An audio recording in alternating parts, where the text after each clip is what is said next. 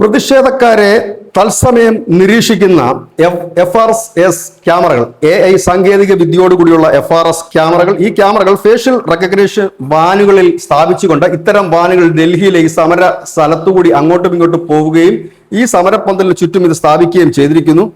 ഇതുമൂലം നൊടിയിടയ്ക്കുള്ളിൽ ഇതിനകത്ത് ക്രിമിനൽസോ മറ്റുള്ളവരോ ഉണ്ടോ എന്ന് തിരിച്ചറിയാൻ പോലീസിന് സഹായകരമാണ്. ഏതായാലും ഇത്തരം ക്യാമറകൾക്കെതിരെ അവിടെ ഒരു കൂട്ടം പ്രതിഷേധക്കാർ രംഗത്തെത്തി. തങ്ങളുടെ സ്വകാര്യതയിലേക്കുള്ള കടന്നുകയറ്റമെന്നാണ് അവർ പറഞ്ഞത്. പക്ഷെ കോടതിയിൽ ഈ കേസ് വന്നപ്പോൾ ദില്ലി പോലീസ് പറഞ്ഞത് ഇത് സുരക്ഷയുടെ ഭാഗമാണ്. റിപ്പബ്ലിക് ദിനം അടക്കം ഉള്ള ഇടങ്ങളിൽ ഇത്തരം സുരക്ഷാ സംവിധാനങ്ങളാണ് ഞങ്ങൾ ഒരുക്കുന്നത്. സുരക്ഷയുടെ ഭാഗമായിട്ടുള്ള ക്യാമറകളുടെ ഷൂട്ടിംഗ്. നമുക്കറിയാം, കേരളത്തിൽ പോലും ഈ ഹെൽമറ്റും മറ്റുമൊക്കെ പിടിക്കാൻ നിൽക്കുന്ന പോലീസ് ഉദ്യോഗസ്ഥർ അവരുടെ മൊബൈലിലും മറ്റുമൊക്കെ ദൃശ്യങ്ങൾ പകർത്തി തന്നെയാണ് ഇത്തരം കുറ്റകൃത്യങ്ങൾ കണ്ടെത്തുന്നത്. അതുപോലെ തന്നെ നമ്മുടെ റോഡിൽ നൂറുകണക്കിന് ക്യാമറകളാണ് വെച്ചിരിക്കുന്നത്. സുരക്ഷയുടെ ഭാഗം നിന്നാണ്, അല്ലാതെ നമ്മുടെ സ്വകാര്യതയിലേക്കുള്ള കടന്നുകയറ്റമൊന്നുമല്ല.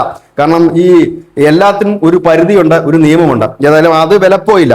360 ആംഗിളിലുള്ള ക്യാമറകളാണ് ഇതിലുള്ളത്. അതുകൊണ്ട് തന്നെ ഈ സമരത്തിൽ പങ്കെടുക്കുന്ന പല വിദ്യാർത്ഥികളും വലിഞ്ഞു തുടങ്ങി എന്നൊരു വാർത്ത കൂടി വരുന്നുണ്ട്. കാരണം ഈ ഫേസ് ഈ ക്യാമറയിൽ പതിയുകയും അതൊരു ഡേറ്റാബേസിലേക്ക് പോവുകയും ചെയ്താൽ ഭാവിയിൽ ഇനി കേന്ദ്ര സർക്കാരിന്റെ തലത്തിലോ ഇല്ലെങ്കിൽ സംസ്ഥാന സർക്കാരിന്റെ തലത്തിലുള്ള ജോലികൾക്കൊക്കെ ഒരു തടസ്സമായി ഇത് മാറുമോ എന്ന് ഭയന്നിട്ടാണ് കുറെ അധികം വിദ്യാർത്ഥികൾ ഇപ്പോൾ വലിഞ്ഞിരിക്കുന്നത്. News desk news India Malayalam.